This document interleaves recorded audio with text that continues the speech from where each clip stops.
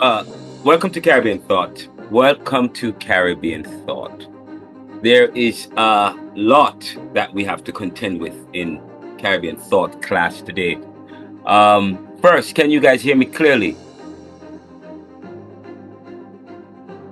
Yes, sir. Great, great, great. There's a lot that we need to contend with in this week's class. Just so you know that I did not finish with last week's class. Uh, I didn't finish with last week's class in terms of making it available. The last 50 minutes of the class is available, but which I published calling it Caribbean Extended. The class towards the last hour of the class, and the class was about over 3 hours long, but towards and you guys were free to leave whenever you want to, but we still continued because we recorded it and it's available. The discussions were deep. We talked about Turks and Caicos and what's going on in Turks and Caicos. Umberto raised a very important point. And it is a point that I have raised in an article that is published in the Neoliberal journals and in the Jamaica Gleaner, talking about, and the article I am referencing, let me bring up if I can find the article. I just was on it just now.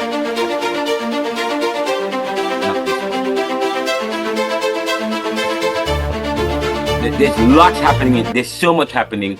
One of the things that I've done previously in this class is to have students comment on current issues, in terms of what's going on in the world. And we've been doing that in this class. This class have been ripe with it, and I really am grateful for how vocal so many of you have been, which is what we are hoping for. Very good, but we want it to be we want you to critically analyze these issues and to draw your own conclusions, not from an experience that is bound up in a history that is written for many of us. So then you have to write your own history by doing your own research, by developing a critical eye. And of course, we talked about the Afrocentric paradigm deliberately and intentionally, so that you can begin to think in epistemological ways, in metaphysical ways, in axiological ways, in ways that pays homage to you as individuals, to your identity, to your history. Because anthropologically, or before anthropology was developed, way back in the early 1900s and way to the late 1800s, when we had sociology, the sociology and the anthropology that we have was an anthropology that still believed that black people or African people were monkeys, or closely associated with monkeys and stupid and so on and so forth. And many of that still exists in many of the writings today, and that is what many people want to go back to. But last week was very important, a very, very powerful class, and I really want to say I want to hail up Idris, Chantal, Umberto, and many other persons participated in the class, but especially toward the last minute. I just want to hail you guys up. But I wrote an article entitled "Reforming Birthright Citizenship: Protecting Against Misuse Without Breaking History."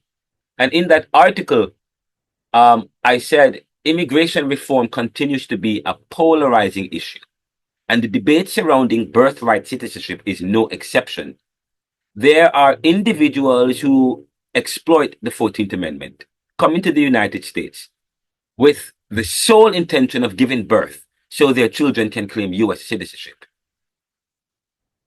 Let me stop there. Let me say that again. Immigration reform continues to be a polarizing issue, and the debate surrounding birthright citizenship is no exception. And there are individuals who exploit the 14th Amendment, coming to the U.S. with the sole intention of giving birth so their children can claim U.S. citizenship.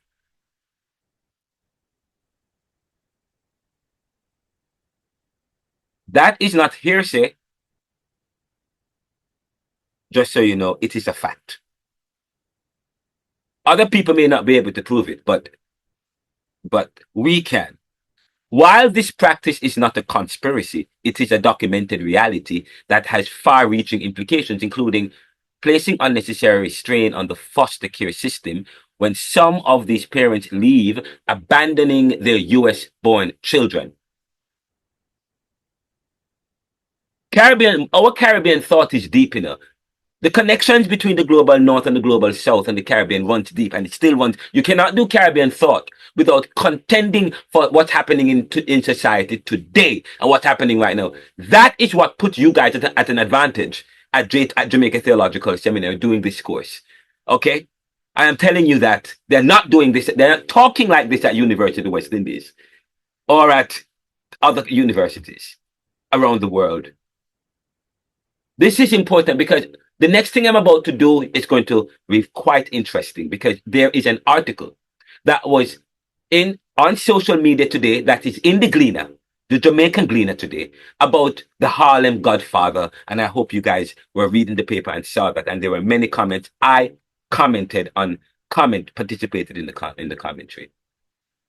There's so much happening I want you to present, but I want you also to think about part of this class contend with what's happening in society today, what's happening in the current, what's happening in society right now. And we can't be thermometers. We have to be thermostats. So, this is powerful. This is powerful. The call to reform, by the way, there's a gentleman who came to the US, no choice of his own, at 4 years old, from the Caribbean, from Jamaica. And today, under the MAGA project, under the Donald Trump presidency, and his drive to minimize and to mitigate or to develop draconian reform policy, or to reform the immigration policy so as to preserve and protect America's soul. America's soul is, in other words, America, where where the racial makeup of this country is changing. The majority will become part of the minority become part of the majority. That was predicted from 2009, 2010. And so the Project 2025 was geared towards that. So the call to reform birthright citizenship is, and stemming from what Umberto said from last week, it's very powerful, very powerful. The call to reform birthright citizenship is not about denying fundamental rights, but about addressing loopholes that undermine its original content. Critics often argue that any change to the policy would challenge the citizenship rights of enslaved individuals and their descendants, invoking the amendment's historical significance. However, this perspective, while emotionally resonant, is overly simplistic and fails to recognize the evolving context of constitutional law. The 14th Amendment of the US, ratified in 1868, was designated to secure the citizenship of formerly enslaved people and their children, ensuring they could not be denied rights due to their race or status. It was a groundbreaking provision for its time, crafted to address the injustices of slavery and the systemic exclusion of African Americans from the full benefits of citizenship. However, history is not static, and laws must adapt to the realities of the present. So we are no longer in the era of Reconstruction, just so you know. And while the amendment protections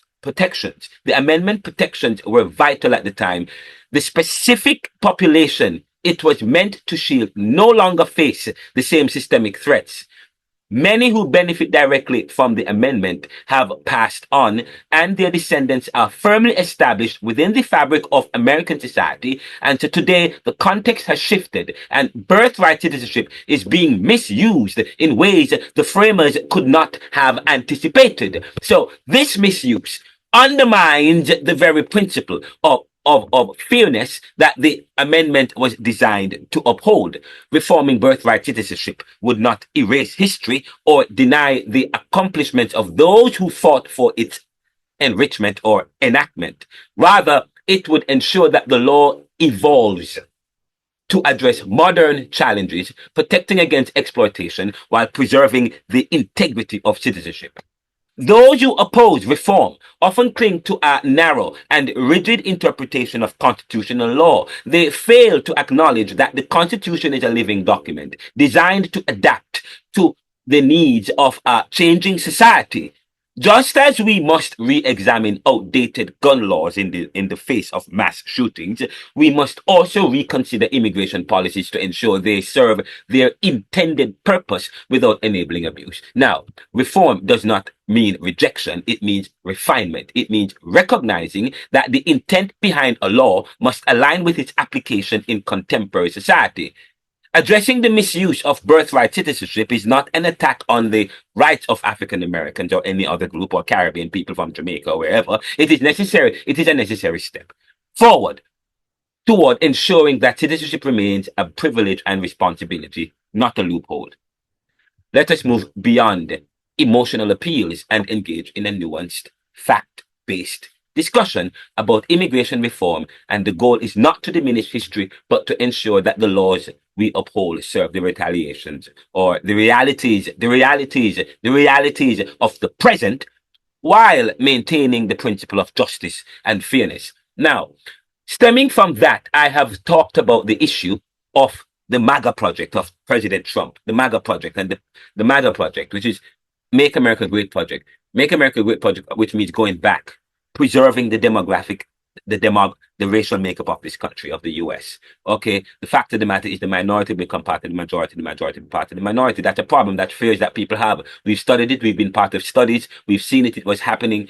The US presidency, in a sense, is a state of emergency. Not in the clearest of terms, but in a sense, it is a state of emergency, a cultural emergency, a demographical, racial state of emergency. And so, while they have not said it in those ways, but it is. And so, the ways that they are implementing policies unilaterally and snubbing and going around constitutional laws and ethics and policies and mores and laws and so on, and at the behest of no one,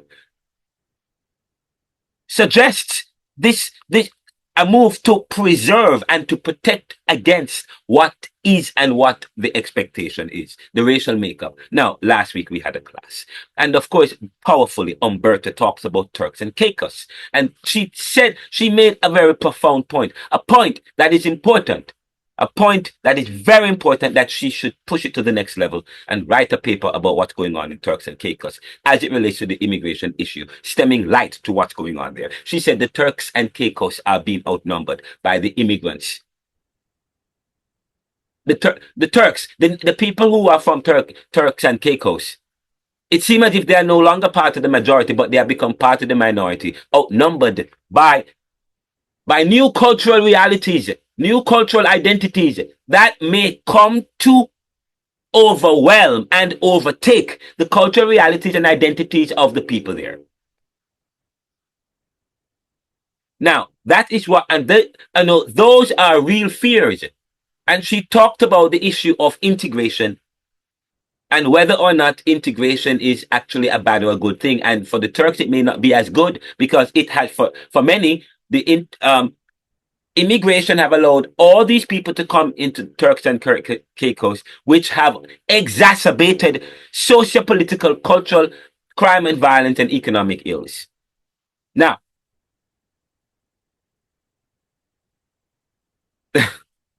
we are scientists. So when we come, so I said we can't be hypocrites then. See, for example, in Jamaica was just as oppositional to the Haitians coming there many years ago in the 90s. Okay. So, so therefore, the point that Umberto was alluding to was what is going on in the US. We cannot pretend, we can't be hypocritical or duplicitous, because there are real fears in the US, there are real fears in the Caribbean, there are real fears in Turks and Caicos where she is at, where she lives in, or where she works right now. So that's powerful. That's an interesting perspective, Umberto. So thank you for that. And then we talk about, of course, what's going on and what's going on in Trinidad and Tobago. Trinidad and Tobago today, crime and violence we talk about it. The country was under a state of emergency. I believe it has passed now, but it was under a state of emergency. there's a lot of illegal guns coming into the country. A lot of illegal guns coming into the Caribbean, which has helped to destabilize the Caribbean. That is an issue for Marco Rubio to address.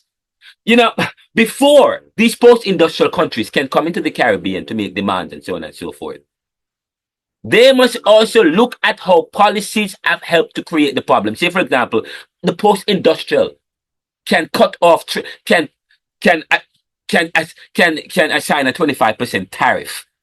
Okay, they can say I'm 25% tariff because you have criminal gangs coming into the country, immigrants, illegal immigrants coming into the country, fentanyl and opioids coming into the country, so on and so forth. But at the same time, you have part of that illegal or criminal system in the global south is fueled by the gun system in America and how the accessible, how easy it is, and a part of their transnational and multinational, and how these make their way into the Caribbean and throughout the world. So the U.S. have certain laws about and certain feelings about gun, and the ways in which their system works in terms of their transnational and multinational, and the leeway that many companies and corporations have because corporations rule the day. How the leeway that they have, and the gun business, they are part of capitalism. They have powerful lobbyists who advocate for certain situations that are advantageous to them, which also involve penetrating into the Caribbean. Yes.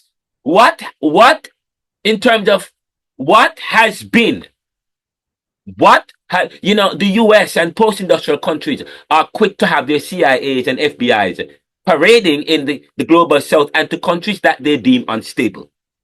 However, the Caribbean have real qualms with illegal guns coming into their country from the US, from the global south. That is a real problem as well.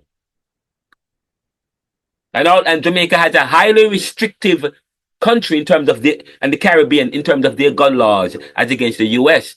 But it looks like, and I have argued, it doesn't matter how restrictive, but this is if Jamaica was restrictive, coupled with the difficulty of bringing guns from the US to Jamaica, then probably it would have been different. But, this is quite interesting. But here we have it that the Commissioner of Police in Trinidad and Tobago is in bed. I use the word in bed. I like using the word in bed because that's the relationship when you have, when members of government, when political leaders and bureaucrats and technocrats and security forces, when they form alliances, yes, with illegal machinery, that's a problem. You call it in bed. That's an in bed. That's a relationship. The chief of police was also friends with the gunman that was bringing the guns into Trinidad and Tobago, and I understand he was arrested. I don't know what the latest story is. We don't have time to get into that. And of course, we also talk about Haiti and want to advocate for a Haitian-led solution. Now, in the last class, or 2 classes ago, I shared an article, and I said it was a quick point I was raising, very important point, and I said that, is this it right here? No, it's not. I find it for you. I'm rushing because I know you have to present, and I'm making some important points that must be said. There is Dear Mr. President, please reform NAFTA into NAFTA. I wrote that article. Dear Mr. President, please reform the North American Free Trade Agreement into the American Free Trade Agreement. And in the article, I said, Dear Mr. President, is it possible to reform or dismantle the North American Free Trade Agreement, NAFTA, and create a new trading bloc? I call it the American Free Trade Agreement, AFTA.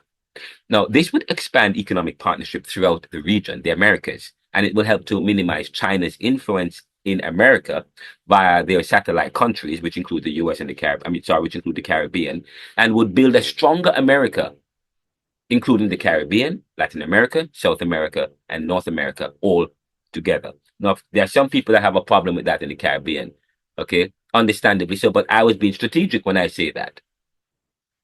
You know, the Jamaica and the Caribbean all together, they are vulnerable. First of all, with what's going on in the Caribbean, almost all these countries are vulnerable right now.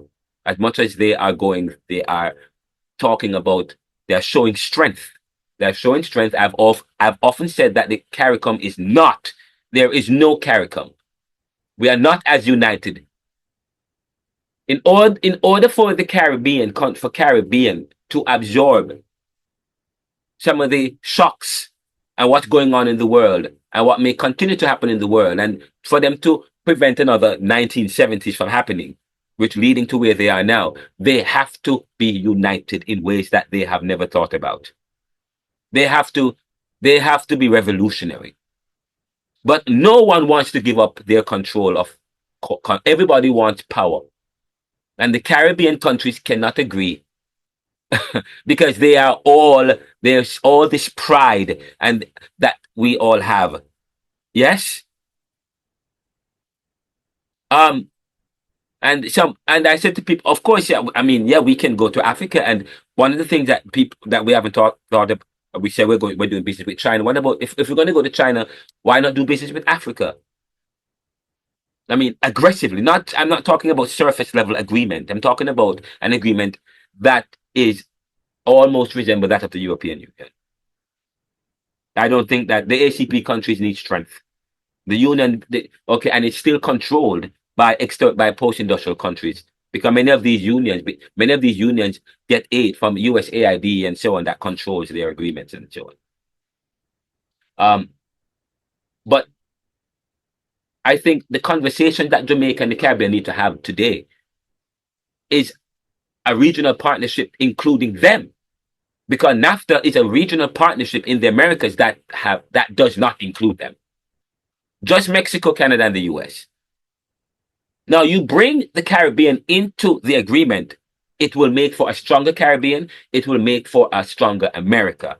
And not only that, it will also help to mitigate the regional conflicts or any geopolitical issues that may happen. That is why I said that. I'm thinking strategically, because as much as I would say, yes, as much as we want to use expletives and sever our ties with the US or with the post-industrial or the former colonial masters, the way in which the world that we live in there is no way that is possible without being strategic. There are many different fronts that we can think about. Say, for example, we need to develop the capital intensive capability of the Caribbean. That is a problem. We need to develop the capital intensive capability of the Caribbean so that the Caribbean will move away from their position of being a dependent capitalist country. And that is what the Caribbean is. And to be honest, that's what it is. That's what the Caribbean is, dependent, and that's what it was. That's the idea. And when Caribbean countries seem to do well, then that's a problem for the post-industrial, for the country that dominate the region. And if you can listen to my interview. I mean, I was on a radio station yesterday and on last Saturday, and I talk about the issue of globalization and what is happening in the world today, and how big countries are repositioning and restructuring and reshaping and shifting themselves because they believe that society has become more competitive, their dominance, the status quo is being challenged, and there's always a backlash. That's what Karl Marx talks about. That's what Marxism is about. They talk about a conflict theory and how class, and of course, what you see now is the revival of the conflict theory. In a sense, well, in a sense, it's not really, because what is that? It's not really much class, because whether racially or whether through class, most people are just, what they're doing is allowing the countervailing tactics of the dominant classes or the dominant countries to take hold and to have their way. We are being complicit in many different ways.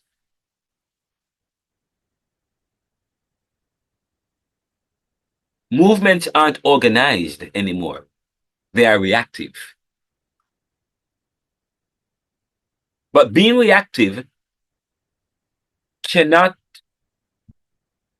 upend one's reality that is historically entrenched and continued and maintained through systems and institutions and a knowledge base, even through, yeah, religions as well. But moving from this, I'm talking about everything that's going on in the world today. Let's move on to the next thing that's going on in the world today, which I want to talk about it quickly before we get to the next thing. It was on Facebook. Uh, it was on Facebook. I don't know if you guys were able to read the Gleaner. It was on Gleaner, but I went on the but I followed the Jamaica Gleaner and I read the story. Let me see if I can find it. I commented on the story today. Please let me find the story about the Godfather. Um, does anybody know? Here it is. Oh, I had reposted it. Um, in fact, I could share my screen. I will share my screen so that you can see what I'm talking about. Share screen.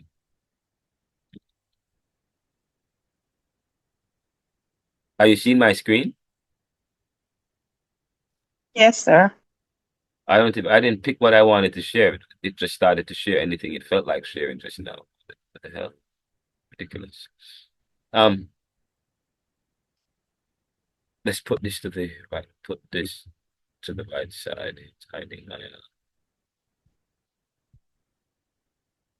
There we go. This was in um New York City, the Jamaica Gleaner, a New York City community leader who left Jamaica at the age of 4 and has been fighting deportation since his 2020 release from prison was detained Tuesday by U.S. Immigration and Customs Enforcement. He had spent 30 years behind bars on a drug conviction. Youth mentor, 59-year-old Robert Panton, who is dubbed the grandfather of Harlem, spent more than 50 years in the U.S. However, much of the time was behind bars for a single criminal conviction when he was 24 years old. Now, there were many comments. People had a lot to say, but some people had some negative things today. I'm trying to see if I could bring up this post. Some people had some negative comments. Uh, if I could find this, some people had some negative comments, and I wanted to see it. Um, uh, if honestly, it's been seen here. Blah, blah, blah, blah. Honestly, if he's been here since he was 4 years old and the U.S. raised him, U.S. needs to keep him. I'm just reading the comments. That's the U.S. All Jamaicans glorified in that's the oh, that's it. That is the U.S. All Jamaicans glorify that all Jamaicans glorify. That's the America Jamaicans crave. For when people is going to get, we have to take care of Jamaica because anywhere you go or born of Jamaican parents and violated law back to Jamaica, or you go, they send you back to Jamaica. We need to love and care for Jamaica, the land of birth. Now, anyways, people are saying that, many comments, but I responded to the article by saying, um, if I could, I responded to the article by saying, I reposted it by saying this makes no sense. Jamaica, he came to the US at 4, no choice of his own, never went back to Jamaica, and now they want to deport him. He came here at 4, was criminalized by the system, the US system, and was locked up by the system, only to now release him and deport him to a country that is foreign to him. Ridiculous. That is foreign to him. Ridiculous. And that is trending. There are people talking about it today. I don't know how you guys feel. You can go to the Gleaner talk about it. Some people, but I felt incensed about that because I believe that he should not be deported. He came here at 4, no choice of his own, no volition. If anything, it is the parents that should be held accountable. Um, but that's quite interesting. That's what's going on. That's what I want. And finally, the prime minister hosts Jamaica. Did you guys see that that Marco Rubio? You can come through. Did you guys see that? Let me just pause my screen for a second. Hold up. Let me pause. Yeah, it's clear. Julian, I'll have you respond in a second. Oh, it's 1 minute to 5, so I'm going to stop right here. But Marco Rubio was in Jamaica. I can't wait to hear what you feel about it, your opinions, because a lot was said. A lot was said. The prime minister looked uncomfortable beside him. You guys have to watch it, and I want to hear your comments about it. But did you see it? No, the prime minister did look a bit uncomfortable. That was just me saying it. Yes, sir, I watched it. I know the prime minister. I've seen him. I've seen how him. When Kamala was there, we have. You guys want to push it now, or you want to talk about it a little bit?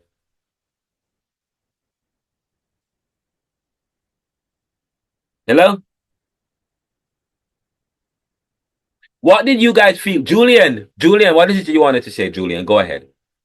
My point was on the other issue you were discussing, Go ahead. Go ahead. Go ahead. Go the ahead. deportation of persons who are basically socialized in American society and Yes. commit crimes in that society based on how they were raised in that society. And then I grew up with a young man in my community back in rural Jamaica that nobody knew him. His parents were from the community. And I think he left Jamaica when he was maybe 2 years old, somewhere there. And he went to prison and they deported him. And he didn't know anybody in the community. He's still there, but he has developed mental problems since. And because I think the shock of the culture that he's now been made to live in affected him greatly, and so it's nothing new. It has been happening a long time ago, and I really think it needs to stop. They were not trained in Jamaica. This young man that you're talking about, he was socialized in the American culture, and they are responsible for the path that he chose, so they shouldn't be just dumping them back on the little island. I mean, that's part of the problem. That's part of the problem, but that's part of the state of emergency. And the fact of the matter is, he is not a U.S. citizen. He is not. No. He's not a citizen, sir, but he was socialized there, and Yeah. and it's their culture. This whole Godfather business is not even. Well, we know we have the dons in the ghettos and certain communities, but it's a whole different thing. It's a whole other level. But I don't think he's a bad guy. I mean, please, Rachel. People still call Rachel the harlot, after she was saved and all of that. I mean, he has been rehabilitated. He's been contributing to society. But they want to deport him. Well, Anyways, that's a different issue. Now, I want to talk about another issue. The Prime Minister of Jamaica was speaking with Marco Rubio, the Secretary of State. He also went to Barbados. He also went to Jamaica. But when they go to the Caribbean, they go to the capital. Sorry, guys. I apologize. You know what? I don't want you guys to throw stones on me. People from Trinidad and Turks and Caicos and so on and so forth. But I am being truthful, though. Yes? Hello? Yes, sir. Jamaica has a lot of influence in the world, where Jamaica does. Jamaica's influence is vital, and one of the reasons why the Caribbean Federation failed was because one of the reasons because Jamaica pulled out of it or decided to go it alone, which has helped to affect Caribbean integration and Caribbean unity. But what are your feelings about the speech? Did you guys see the the press conference between the department, Marco Rubio and Mr. Andrew Holness, Mr. Marco Rubio and Mr. Andrew Holness? I saw it, sir. What are your thoughts? What are your thoughts? I don't know. They're trying hard to. I didn't like the way he said certain things. Certain things. I see that when he said certain things, I noticed what you were saying about how Andrew, how he looked, especially when he said that they were very similar. You know, America and Jamaica and the way they run things are very similar. You know, to me, making it seems like they agree on like everything. He's trying to say like everything that, you know, America stands for and what they're doing, that Jamaica also agrees with as well, or we have similar beliefs. And I'm like, I don't think so. And even with the whole Cuban doctors thing, I think they don't really have a reason why they want no affiliation. Is because they just, you know, they really dislike Cuba and they're trying to find hold up. every way. What's going on? Hold on. What's going on with Cuba and the doctors? The Cuban doctors, sir, they don't want them in certain countries practicing, because they're saying that in Jamaica they were human trafficking the Cuban doctors, and I don't understand how that is human trafficking. So the way they from the US to have the doctors in Jamaica? No, because they're say I think I don't remember exactly. I don't know if it's Trump that said it, but no. I think one moment, Janelle, let me help you out a little bit. Yes, go ahead. Christina. So the situation here is that the reason for the visit is that they're saying that when the government sign a contract with another country, they are sending the money go straight back to Cuba and not actually paying the Cubans who are working in the country. So they're saying that this is a form of human trafficking. However, when he came here, he came to realize that our Jamaican policies that they pay them directly, they do not send the money back to Cuba. So that is the issue that the USA is saying that they're having, that when some of these countries sign a contract to get a group of doctors, instead of paying the doctors who are in the country and on the island working, they send the money to Cuba, to the government, and the persons who are working are not getting their actual pay, and they're threatening their families back home if they don't get the money, or they're threatening to hurt these doctors' family members and so forth. But our Jamaican system do not do that like that. They pay them. They pay them in their hand. They don't send back the money. How are you so sure? How are you so sure of this? Because that's what they discussed we had a press conference since week. And this is what was communicated by both Andrew Onis and both the US personnel, and he said he's proud of Jamaica because this is what we're doing. When he comes and check out our system, this is what we're doing. We're not trafficking these persons, we're paying them. Very good. Now, there's also an issue where Jamaica and many countries in the Caribbean was recently placed. Their risk levels were increased. They were put on in terms of the travel advisory, and I think they. Sir, before you move on to that point, what Christine just said, from long ago, we know that the way Cuba does things is that whatever individuals from Cuba do, the country has to benefit to some extent for it. Like, for instance, that guy that won the car and the millions in the long jump some years ago. And when he went back to Cuba, the car was sold to buy a bus to transport children to school. And he was willing to do it because some of them see the poverty that exists in their country, and they're willing to use whatever they have to alleviate, the poverty. So some of these nurses, even though they are paid, nurses and doctors, they of themselves contribute a significant amount of their salary back to their country, to their government.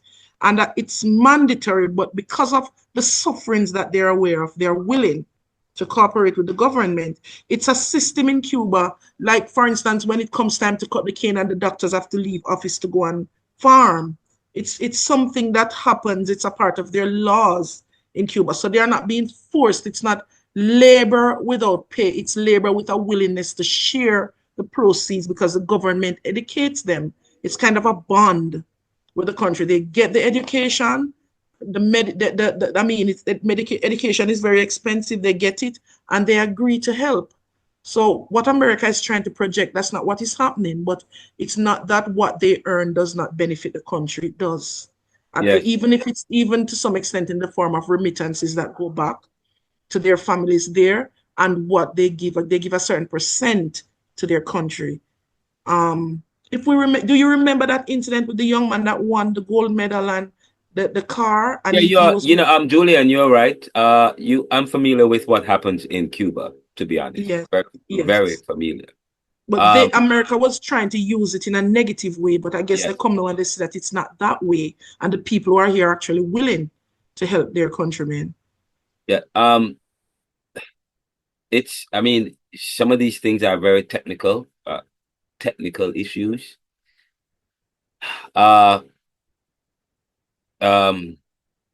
there are situations historically, some years ago, where the Castro government, and it was in the Cuban law, once the Cuban leave their country and work in other parts of the world, they must pay a portion of their salary to the Cuban government. That's the Cuban government it's a communist country.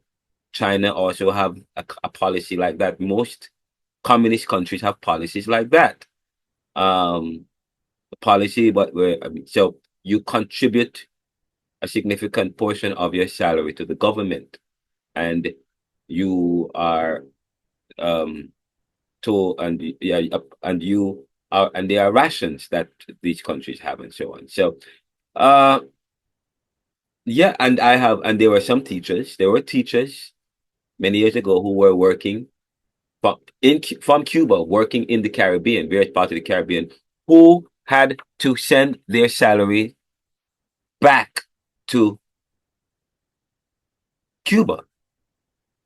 This happened in 2000, and this happened in the late 1990s. It happened in the 2000 when I worked in Jamaica at the government department where there were Cubans there, and they had to send their money to Cuba, or they were getting. What they're saying is, now, has that changed? Maybe it has changed. However, I think it has adjusted. There's been a shift in terms of policy, but they're still required to send a certain amount. They're still required to send a certain amount of money to to Cuba. There's still this requirement there, but there it's part of the culture. It's part of what they do. Say, for example, many Jamaicans and many immigrants who live in, or from immigrant communities who live in the U.S. They are used to. They know what Western Union is. They know what MoneyGram is. We utilize remittances as part of who we are. You part of what you do. You send money back to Jamaica. You send money back to Cuba. You spend money back to Puerto Rico, to Mexico, wherever. You send money back. That's part of your responsibility. Part of, you get to come here. You have to send. The others are not there. That is part of the culture. That's part of what we do. That's part of what we do. You send money back because things are not as kosher in some places. And so if you get an opportunity, you want to give back. That's part of the culture. That's the bucolic society that has always been part of the African, that has always been part of the Indian, this bucolic idea, the Eastern, okay, this communal kind of society, sharing what you have with others, and so on and so forth. That has been always part, but now we have created sophisticated terms. We have created sophisticated terms to make life hard for people. The fact of the matter is, Cuba is under an embargo. Cuba is suffering today because of because they've been cut off from the world politically, because they're in the West in a sense, because they're a communist country, one, and two, economically as well. They're an embargo, so it's hard to trade with them or to do business with them. If you do business with them, then you suffer the penalty. You'll be penalized by the US and so on and so forth. You suffer the same penalty. That has affected Cuba. Venezuela to an extent, but they're a little bit more developed and advanced, and they have oil and so on. So, but part of the thing is, so these people from these countries go to the post-industrial and they send money. The issue is that Cuba is still doing well. They're not supposed to be doing well. Cuba is still doing well. How are these countries able to survive? Because of the mechanism that allows them to stay afloat. So they are able to survive because there are people, there are Cubans in the US, there are Cubans in Jamaica and all over the world who are sending money or through remittances, or it's over through law. But that's what's happening, and that is a problem for the status quo. That's a problem for the US, because by now Cuba should have collapsed. By now Cuba should have failed, but they have not failed. And so now there has to be a strategy to pull away. You get rid of USAID. You get rid of the next thing you know, they're going to apply more restrictions to remittance. I'm just waiting for it, the remittances. I'm just waiting for what they're going to do with remittances. Oh, come up with something to make it hard for people to send money back to some of these countries, to these black and brown countries, because black and brown countries are doing better than they ought to do, because black and brown countries are supposed to be fairly poor. And I'm telling you, that's what economists, the kind of economists we have in the kind of world we have today, says that inequality is okay. Poverty is okay. Because everybody can't be wealthy, everybody can't have money. It's going to affect, then I mean, you won't have a status quo, you won't have an elite class, so on and so forth. And I said to somebody, unless you deal with the issue of competition, you will never deal with the issue of illegal immigration and crime and violence stemming from relative deprivation. Again, relative deprivation says a Marxist relativist theory that says where you have high levels of inequality and poverty, you have high levels of income inequality. And of course, sometimes destabilization is a good strategy. Destabilization is a good strategy. Crisis is a strategy. I won't talk about that in this class or this program or anything. I won't talk about that. But remember, in the 1970s, OPEC was a crisis that has helped to shape the Caribbean, because that was the reason why they had to go to, because they raised the price, the price of oil. The Caribbean don't have money to purchase that. They have to go borrow money. Because they have to go borrow money from the IMF, the World Bank, from the international regime, from the host who knew what they're. So you create crisis. Crisis is created in order to create a position. Or you understand what I'm trying to say here? A crisis. How crises help to shape a particular narrative and a plan, ferment a plan. Anyways, I don't want to belabor the point, but anyway, the Prime Minister was there. He was there. I'm going to talk about it later towards the end of the class, but right now we're going to have the groups. Which it's now 5:20.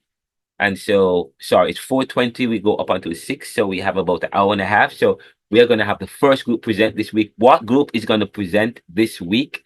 What group will present this week? Chantel, are you there? Chantel? Chantel, are you there? What group is presenting this week? Is it group 2? Group 2 is supposed to present this week, yes? No, Are you sir, guys you ready? said group 1 to 3. You had said group 1 to 3 last week. Sorry about that, sir. I apologize. All right, so I thought we were supposed to have 3 group presenting this week and 3 next week. All right. We'll have we'll So do as much as we can. group 1, then to group 2, then group 3. What we'll do is we'll have the group present. We won't take as much. We won't take if you have So burning they can questions. all get 30 minutes to present, sir. 30 minutes. So each group Okay, have yeah, 30 for minutes. each group. After 30 minutes, I will cut you off. All right. So it's now 5:20. I The think group we 1 can go ahead and start. so Sir, can we you will. let them share? Yes, Like, you have. I'm going to share. stop. Yeah, you have the you can share Uh, you can share your screen. Please, yes, please do so. All right. The group 1 can go ahead and start sharing the screen to start presenting.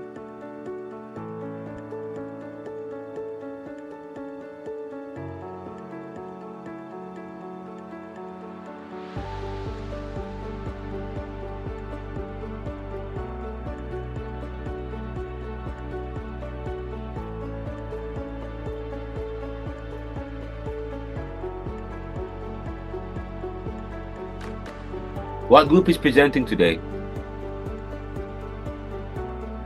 Sir, group 1, 2, and 3 will be Okay. will be presenting today. Good night, sir. Right now, group 1 cannot present this Fine, because fine. Group 2, are you one ready? of our class members is not here. The group 2 That's can fine. so group 2 they want to go ahead. So group 2 can present first, and then after that we have the rest of groups. Definitely. All right. So group 2, you have 30 minutes to present. You have the floor. Oh, by the way, introduce your names. And when you introduce your group, your names, the country you're going to be doing. Okay, so that I know what's going on. So what countries you're going to be doing, and please identify yourselves when you begin. All right, go ahead, group 2.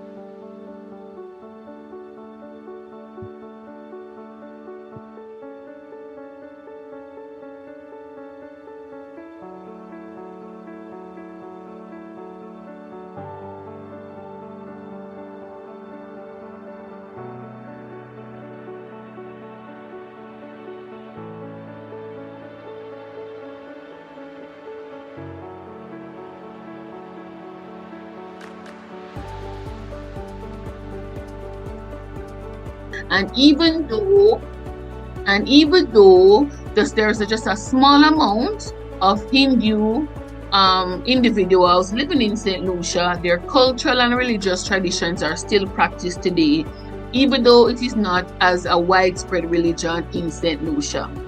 Thanks. I realized that we were not recording. I had stopped the recording. Did you guys see that we weren't recording? I'm sorry, I never realized, sir. We were not. Okay. So I am. Wow, this is not good. I am so disappointed that we were not. We didn't get a lot of what you have said so far.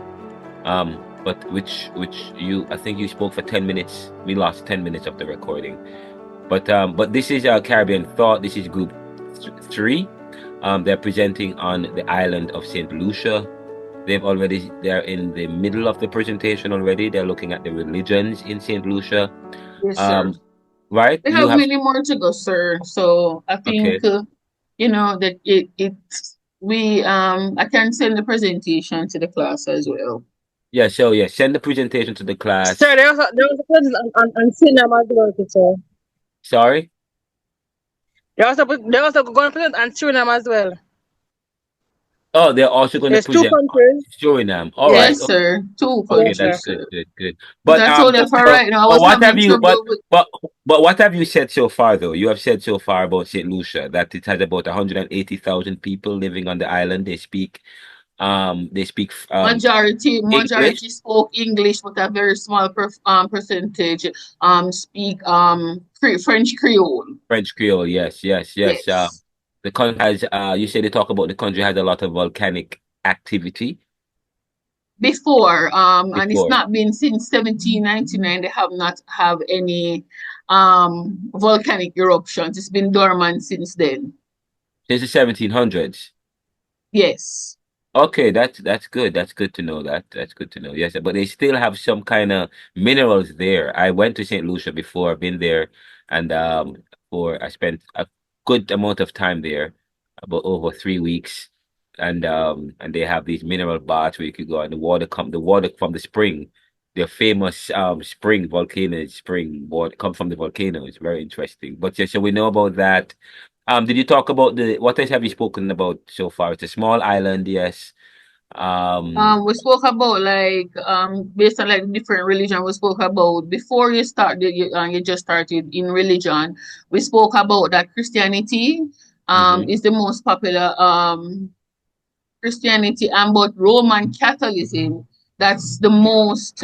61% of the population practices Roman Catholicism, which was brought by the French Okay. in colonial. So Yes, yes, that took yeah. over. Oh, And so Roman Catholic, so Roman Catholicism, which is a part of or a branch of Christianity, is the dominant it's the religion. dominant, yes. And then the Protestantism, that's the next one with 25%. With Okay, that includes Seventh-day Evangelists. We have Adventists, Baptists, Methodists as well. That's included, and there are other influences like Rastafarianism, Islam, and Hindu. Very okay. small, but they are still practiced and still acknowledged in Saint Lucia.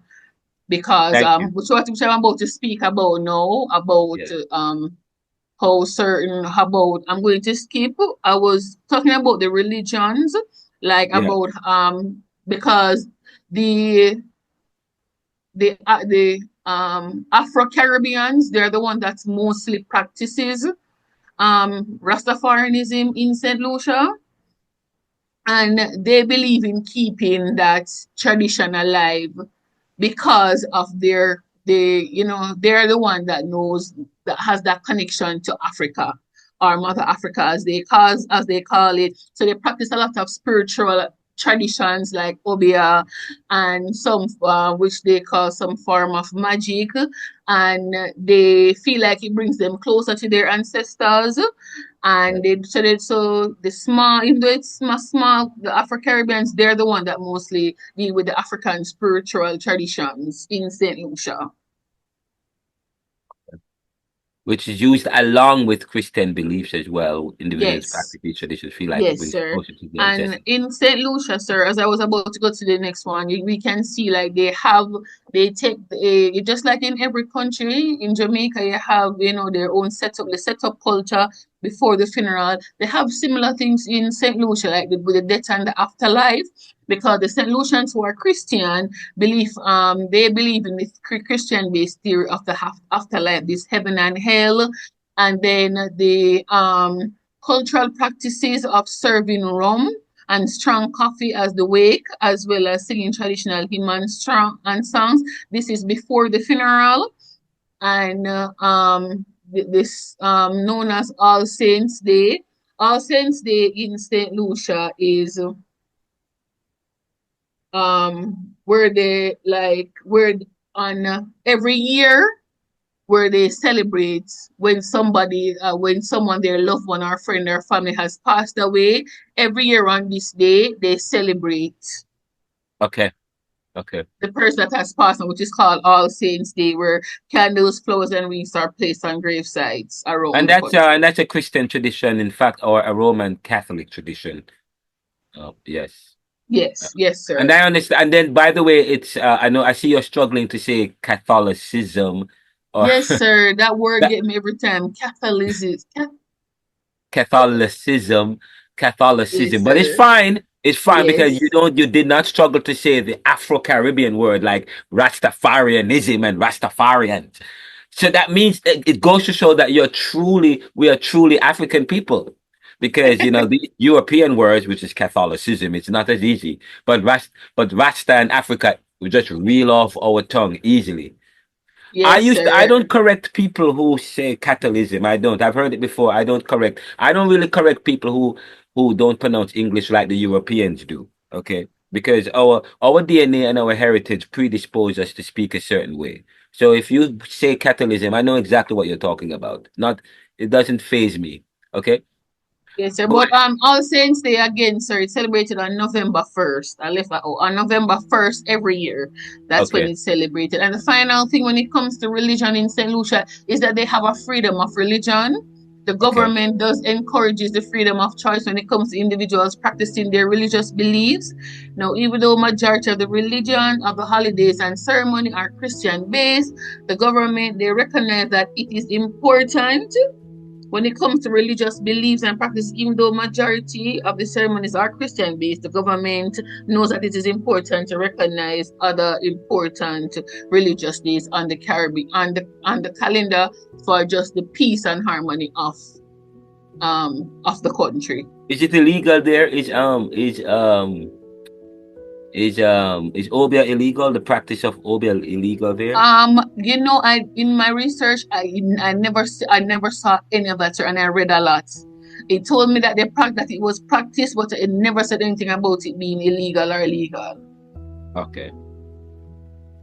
I never saw it, but it just it recognizes is that certain persons do practices.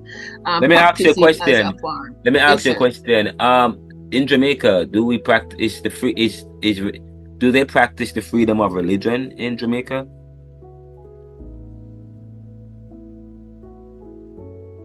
Yes, sir. I think so. So like Saint Lucia,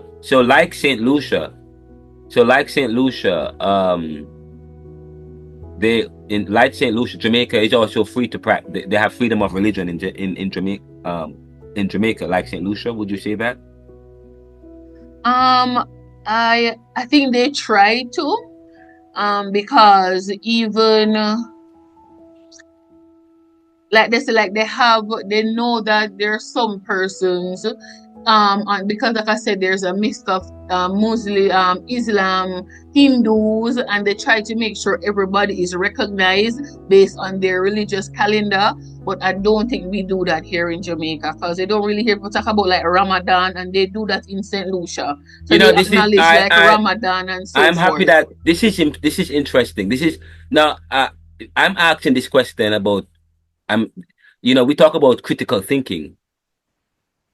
Critical thinking. You say in your presentation that it's the religion, it's the freedom of religion is in Saint Lucia they promote the freedom of religion. You can practice whatever religion or beliefs you have, so long as it doesn't, I guess, interfere with other people.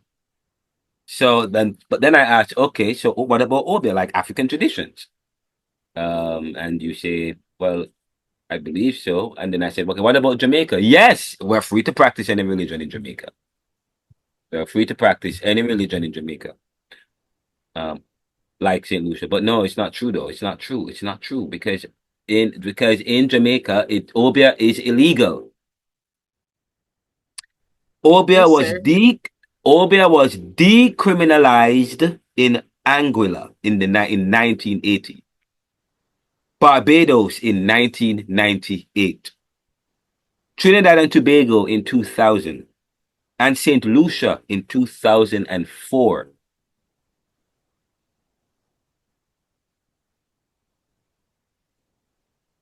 All these islands, except one of the only Caribbean islands where Obia was not decriminalized, or that was not decriminalized, but is still illegal on their books. Jamaica, one of the few Caribbean islands. So yes, so Jamaica was one of the only Caribbean islands who still have the practice of obia as illegal. Oh. As being illegal. Yeah. I think Anyway, they also acknowledge, sir. I remember they said that they know they have persons on the island who does not practice religion at all. Like, you know, some people that are atheist or agnostic, and they also acknowledge that as well too. So they when they do censuses and so forth, they are included in all of that as well. Okay. That's good. But in when you put it like that, sir, I don't think we are as much as we say we practice freedom, not as much as in comparison to St. Lucia, because they actually have on their calendar, like Ramadan, they will include like Hindu holidays and Islam holidays or things in the Rastafarian culture and tradition that is celebrated on certain day. But again, it's majority Christian, but they still do make time to recognize those as well. Yes. All right, let's move right along to the All next right, my thing. next group member will go ahead and present. Thank you so much, Janine. That was very refreshing. Thank you. Thank you, sir. Thank you, Janelle. Good evening, everyone. Demographics. Am I being heard? Yeah, I can hear you. Yeah, that's Good Nikisha. evening, everyone. Nikisha is I'm gonna Yes. hold okay, You're not hold on. seeing me, sir? Who is speaking? Is it Nikisha? Nikisha will continue, sir. Yes, sir. So who is next? Is it Nikisha or who is supposed to be going next? It's Me, Nikisha, sir. sir. Okay, you are upside down. We're seeing you I am inverted. still upside down. Yeah, man. Okay. Oh, okay. There. Oh my God, my eyes were hurting me. Beautiful. Go ahead. All right. So I'll be presenting on the demographics of St. Lucia. So St. Lucia is a stunning island nation. It is located in the West Indies, specifically the Eastern Caribbean, and it's part Wait, of the hold on, hold Lemuria on, hold Island on. within Wait, the did you Lesser say Antilles. hold on. You said that it is a stunning island? Yes, sir. It's beautiful.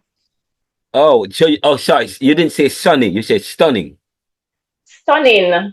Oh, wow. Okay, thank you. I just wanted to be sure. Oh, thank you for that adjective. I love it. Okay, so it's within the Lesser Antilles, a group known for their breathtaking landscape and rich biodiversity. So the country is framed for its remarkable nature, natural beauty, particularly Python, I don't know if I get the correct pronunciation, the twin volcano spheres that have been designated by UNESCO as World Heritage Sites, as well as its lush rainforest. So St. Lucia gained independence from the British colonial rule on February 22, 1979. But as like Jamaica, they're still under British colony. They have a governor general like Jamaica. So making a significant milestone in history and beginning of its journey up to a sovereign nation. So this independence allow the development of unique cultural identity influenced by African, French, and British heritage. So today, St. Lucia is celebrated for its vibrant festivals, warm hospitality, and flourishing tourism industry, drawing visitors from all over the globe to its idyllic beaches and charming towns.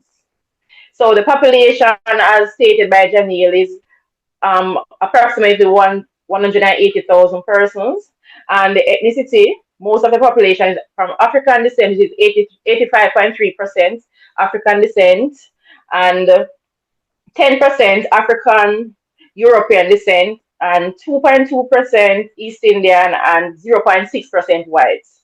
So the median age for St. Lucian is 34.2, and about 19.24% of this population is under 14 years old, and 13.1% is 65 years and older.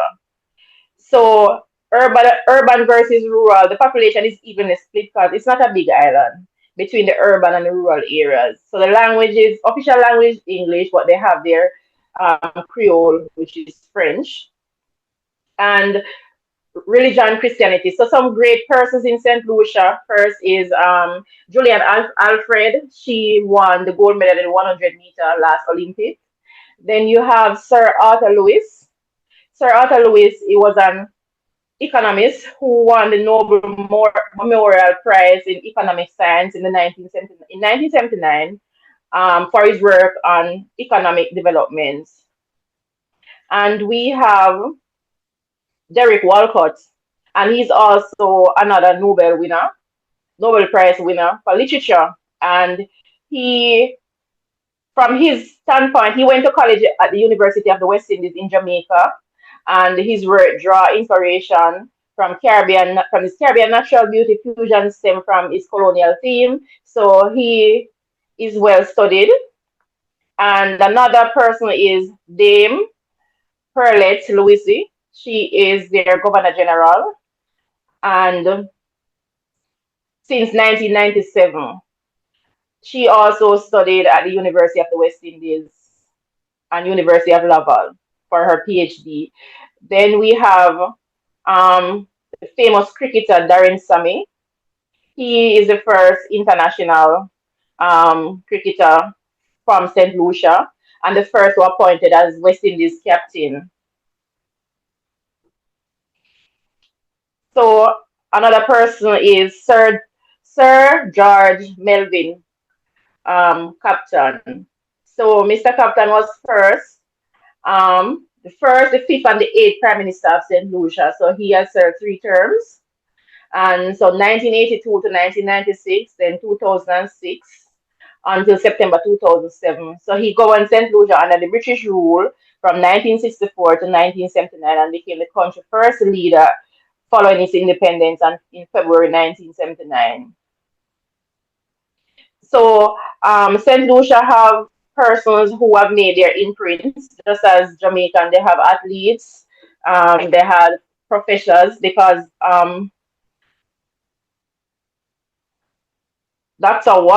Derek Walcott, he had made significant contribution to literature in the Caribbean, and also Sir Arthur Lewis. He was a professor at various university of economics. So we have great persons coming from St. Lucia, and he was also a vice chancellor of the University of the West Indies from 1959 to 1962. And he also played a significant role in the development of the Caribbean Development Bank. So St. Lucia has played his part in issue with these people. Now hand over to my next classmate, presenter, group member. Okay, thank you, Nikisha. All right, sir. So, sir, I'm going to give a brief history when it comes to the country of St. Lucia. All right. Now we're going to look at the indigenous people and the early settlement. All right. Now the indigenous groups were the Siboney, and they were there from pre 2000 BCE, and were the earliest known settlers, and they were the hunters and the gatherers, right? So as far back, those were the earliest known persons to have settled upon the island of St. Lucia, right? And then after that, came the Arawaks. And we know about the Arawaks here in our Caribbean history in high school, if any of us did Caribbean history. Now the Arawaks migrated from South Africa to St. Lucia in the 200s to 800 CE. Now they brought with them agriculture, and they made pottery, and they were a very peaceful group of settlers. And they were there for a while until the Caribs showed up. Now from the 800 CE to the 17th centuries, the fierce warriors known as the Caribs settled upon St. Lucia, and they displaced the Arawaks and dominated the entire island, right? Now, when it comes to European colonization, Jean de la Cosa, who was a Spanish explorer. He was among the first Europeans explorer to ever see St. Lucia. Even when a plague bloom, olipe, blossom, sorry to butcher that name, was said to be the first English settler, but failed to take control of the island due to resistance from the Caribs. Now, to remember, we spoke about the Caribs before. They were very fierce, so they were very fiery, very brave warriors, right? And they didn't want anyone to come and take. They had pushed out everybody that had came and settled before them, and they wanted to take full control of the island and give nobody else a chance. So even when the first couple Spanish explorers came and tried to settle, they fought back and took control, right? Now, by the 16th century, about 1639, another attempt was made by English settlers to try to come and capture settle and capture the land, but was failed again by an attack it was failed again because they were attacked, and that attack was won by the Caribs again. Now, we're going to go into some important dates in the battle between the French and the Britain, right? So we're looking at, in the 16th century, it was, in 1660, the French, led by Governor of Martinique, formally settled St. Lucia. In 1660, a treaty was signed with the Caribs, granting the French control. Can I pause you just for a second? Very interesting, but for the sake of time, and the students will get this, very important dates, but for this, just say it's important dates in the battle, but it's not really important for us. For this class, we don't want to see the gory details of how the French took control, of how the Europeans dominated St. Lucia and how they switched hands between the French, the Spanish, and the English. But just say, no, go back to where you were first. You can just say, so between 1650 and 1814, there were fierce battle between the European nations, particularly French and Britain, and to some extent, to French and Britain. So you could just say reference that and then move to the next thing. But yeah, we know that that's why they speak a little bit of French Creole and they speak English today, because of what had happened between 1650 and 1803. And notice 1803 now. 1803 is significant because between 1778 and 1803, we know what was going on in Haiti at the time. Yes? The Haitian Revolution leading to their independence. Right? So there were several conflicts. So St. Lucia was having Napoleon Handsworth, a lot was going on because you had the French Revolution, you have the Haitian Revolution, you have quite a few things happening. I can see the French losing to the British with all that's going on internally within their colonies. But it seems as if the British was better able to control their colonies. Anyway, continue. You can continue now. Oh, okay, sir. All right. So, I was just looking at just like the British rule, what happened in St. Lucia under the British rule, because I thought that's what you meant by the history. Because I know this is Caribbean talk, and I know you want us to dig deep and worse talk about when it comes to like colonization and coming from that to where they are now. That's why I wanted to touch on that and talk about like St. Lucia then to St. Lucia today. So under British rule, from 1834, slavery was abolished in St. Lucia, but the former enslaved population, they faced harsh conditions. And the 20th century, St. Lucia developed economically and socially under the British rule, but movements for self-governance grew. And on February 22nd, 1979, that's when St. Lucia achieved full independence from Britain, with Sir John Compton becoming the first Prime Minister, which Nikisha spoke about before. And then we have now, so in St. Lucia today, St. Lucia celebrates their Independence Day on February 22nd every year. And it is really great to see St. Lucia where it's coming from. It's coming from an indigenous settlement, coming from what they had to fight to get their independence to the thriving country that they are today. Now, since St. Lucia gained independence, they have sustained a very stable democracy and has developed its economy to have a booming tourism industry, amazing agriculture, and an increase in foreign investment. So the final one for this slide, sir, is current positions. Diana will go ahead and present.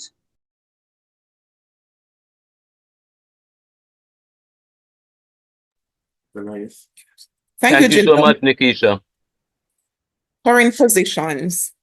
So according to the Caribbean History Archives, St. Lucia's history is marked by European colonization, primarily by the French and the British, and this is because of how they are strategically located in the Caribbean.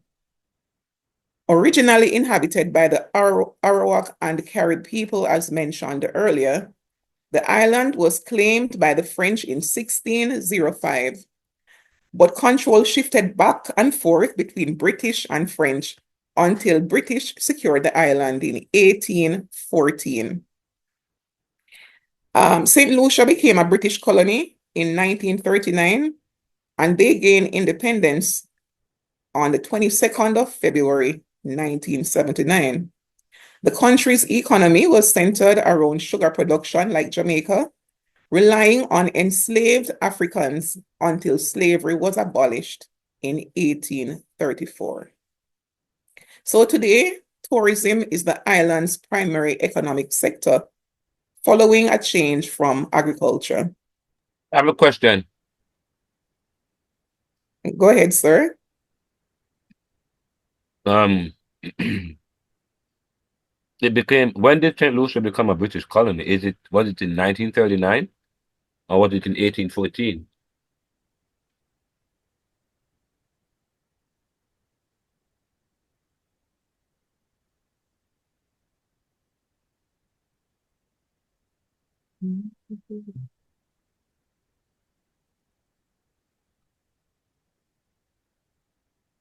Sir, repeat the question, sir. When did St. Lucia become a British colony? Was it in 1814 or 18? Was it in? Yes, sir. It was in 1814, sir. That was after the French. After the French left and Britain after the French. Well, Britain won against the French. That's when the British Crown colony St. Lucia came under the British Crown colony, sir, in 1814. That's correct, Janelle, after France. Okay. Yes, sir? Go ahead. All right, so it became a British colony in 1814. All right, following the Treaty of Paris. Yes. Which was where Britain defeated the French, sir. Oh, but that means you have to update your presentation. Janelle, go back to the previous slide, please.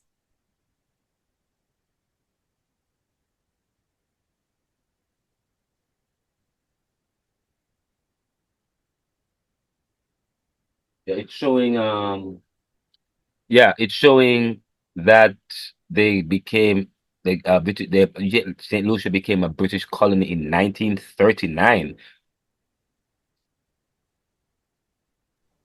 Where is that, sir? The third. See there, British secured secured in 1814. That's the second paragraph right there. Right, and then it went down to say 1939. So that's why I was a bit confused. Is it 1939 or is it 1814? 1814, sir. Okay. So what's going on? 1814. Oh, so what's going on with this St. Lucia became a British colony in 1930? What's going on with that? Sir, that's a typo error because it's 1814 become a crown. Oh, I just wanted to. Okay, fine. That's okay. Cool. All right. I just wanted to be certain so that the students also know. because they're also reading. So I just wanted to. Yeah, And yes, sir. Sorry everyone. It's a typo. It's 1814 that Saint Lucia became a British crown colony. okay, all right, no problem. I can't carry on. Carry on. Sorry. Yes, Nikisha mentioned the notable figures before, sir, which was Sir Arthur and Derek Walcott. That's what who she was speaking about. So we're going to move on to our other country. Thank you. Very good. Any question? Any quick question, real quick? Anybody have any question?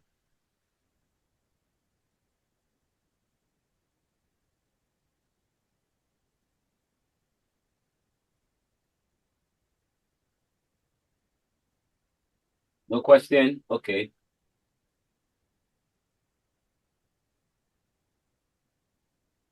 Who is next? Oh, country. Suriname. Yes, sir. One moment, sir.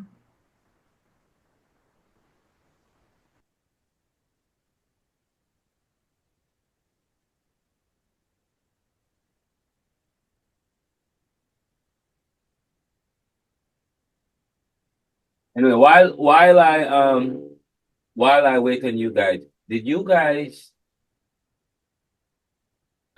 guys notice by the presentation that you guys, I noticed you had about St. Lucia when I noticed an image where when the Europeans visited St. Lucia first, there was an image of some Europeans or people looking like Europeans, and then there were some people looking like Africans. Yet you weren't talking about Africans, you were talking about the Caribs. So I wanted to find out the image that you guys showed earlier where the Europeans meet the people, the Caribs in St. Lucia. I don't know, where did you guys get that image? Was it from the material that you guys got from? Was it where did you guys get that image? It's quite interesting. No, sir. You know what I talked about? The exact thing that I was looking for. That's what I typed in, and that's the image that came up surprisingly. Okay, for the Caribs and stuff. Yes. Yes, sir. Well, you notice how they look? How the Caribs look? Yes. The Caribs were the Africans that came here, but because the Africans were very tracting and big and powerful. You notice that? But you Yeah, notice how the yes, Indians, sir. they said that They were a very these dominant force. the Arawaks came from South America. These Indians came from South America. But when the Europeans met them, they looked like they were from Africa. Did you notice that?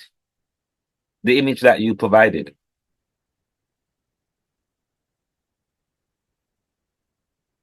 But anyways, that's something that you want to go into the archives and look at the uh the artifact with the bones and the sculpting and the people who the Europeans found here. Anyways, continue. Okay, You will sir. find some more. Sir, Yeah, go one ahead. moment, sir. I'm just having some issues with this file here. One moment, sir. I don't know if we're gonna have time to go to the next group. I don't think we will. Because the class we're supposed to finish at 6. We have less than 45 minutes left in the class. And you guys gonna do Suriname unless is the other group here? Unless in fact, let me pause. You guys don't okay, stop. Don't present Suriname. Is another group here? Is group 1 or 2 here? Group 1 here, sir. I want group 1 to present. What do you have to present on? Haiti and Dominican Republic. Great. Okay, fine. Can you present on Haiti today? Yes. Great. All right. So, because what I want to do is I want to ensure that all groups get to present. And then when you guys have presented, then we can go back and you can present your second country. So that in case if I take you guys, I want everybody to get equal time. So I'm gonna have you guys stop and have group 1 present on Haiti. Okay? And then next week we will pick up and we will have you when the other group will have you when the other groups are finished, we'll have you pick up from there. All right. So Idris, your group have the floor. All right. Very good presentation. Guys. In fact, we've been on here for a while. So I'm gonna ask you, I also want to give you guys a 5 minutes break. I'm giving you a 5 minutes break. We come back at 6:25 and then we'll have Idris group. Give you guys 5 minutes to get yourself together. Natalie, go ahead. Sir, no, it's Janine, sir. Natalie, I've seen I asked a question in the chat. I did mention, I think I mentioned it, I'm not sure if you heard. But the currency that they used in St. Lucia is called the Eastern Caribbean dollar, XCD. Yes. They use Eastern. That's what they have their own currency. That's what they use. Yeah, they a number of Caribbean islands share their currency. They don't have St. Lucia don't have their own currency. Okay, they share currency with a group of other islands. And the fact that I believe that the entire the Eastern Caribbean, yes, currency. When I have been in the Eastern Caribbean before several times, so I had to exchange money and so on. I know exactly what happened and the money they use there. I think in the Eastern Caribbean at one time the dollar was the Eastern Caribbean dollar was stronger than the US. Stronger than the Jamaican dollar. And one of the reasons why, when they were discussing the Caribbean Single Market and Economy, CSME, Caribbean Single Market and Economy, Jamaica, I don't think we really had a Caribbean Single Market. There was conversations about the Caribbean Single Market in the 90s. There was a lot of conversation, but it never took off.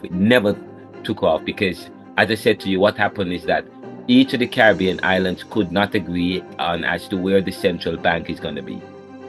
Okay, they could not agree as to, and then again, they can't agree as to, and then again, if Jamaica were to come in, is it going to affect the strength of the Eastern Caribbean dollars? Those were some of the fears, those were some of the discussions.